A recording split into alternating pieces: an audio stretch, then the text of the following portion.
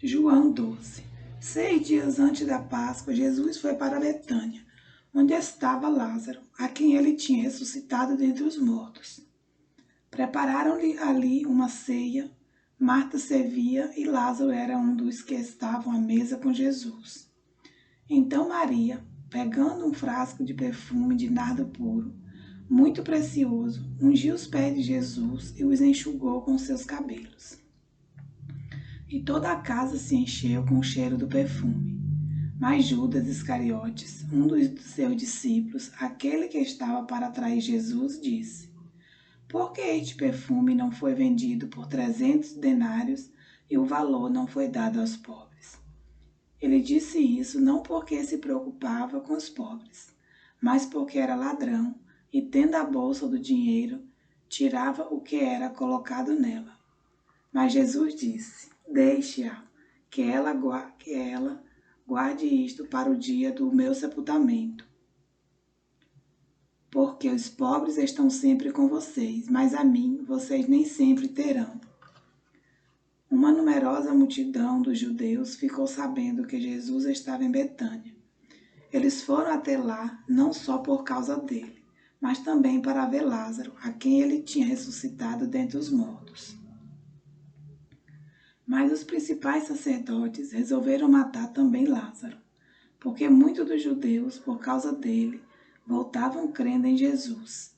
No dia seguinte, a numerosa multidão que tinha vindo à festa, tendo ouvido que Jesus estava a caminho de Jerusalém, pegou ramos de palmeiras e saiu ao encontro dele, clamando: Hosana, bendito que vem em nome do Senhor, e que é rei de Israel. E Jesus, tendo conseguido um jumentinho, montou segundo está escrito: Não tema, filha de Sião, eis que o seu rei está vindo, montado num filho de jumenta. Seus discípulos, a princípio, não compreenderam isso. Mas quando Jesus foi glorificado, então eles se lembraram de que essas coisas estavam escritas a respeito dele e também de que tinha feito isso com ele.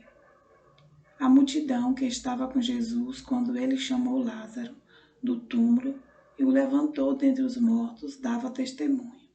Por causa disso, também a multidão saiu ao encontro de Jesus, pois ouviu que ele tinha feito esse sinal. Então os fariseus disseram entre si: Vocês podem ver que não estão conseguindo nada. Eis que o mundo vai atrás dele. Ora, entre os que foram para adorar durante a festa, havia alguns gregos. Estes se dirigiram a Filipe, que era de Betsaida, da Galileia, e lhe pediram: Senhor, queremos ver Jesus. Filipe foi dizê-lo a André, e André a Filipe, e comunicaram a Jesus. Então Jesus se dirigiu a ele, dizendo: É chegada a hora de ser glorificado o Filho do Homem. Em verdade lhes digo, se o grão de trigo caído na terra não morrer, fica ele só, mas se morrer, produz muito fruto. Quem ama a sua vida, perde-a, mas aquele que odeia a sua vida, neste mundo, irá preservá-la para a vida eterna. Se alguém me serve, siga-me, e onde eu estou, ali estará também o meu servo. E se alguém me servir, meu Pai o honrará. Agora minha alma está angustiada, e o que direi? Pai, salva-me desta hora. Não, pois foi preciosamente com este propósito que eu vim para esta honra, para esta hora. Pai, glorifica o teu nome. Então veio uma voz do céu, e eu já o glorifiquei, e ainda o glorificarei. A multidão que ali estava e que ouviu aquela voz dizia ter havido um trovão. Outros diziam: Foi um anjo que lhe falou. Então Jesus explicou: Não foi por minha causa que veio esta voz, e sim por causa de vocês. Chegou o momento de este mundo ser julgado, e agora o seu príncipe será expulso. E eu, quando for levantado da terra, atrairei todos a mim. Ele dizia isto, significando com que tipo de morte estava para morrer.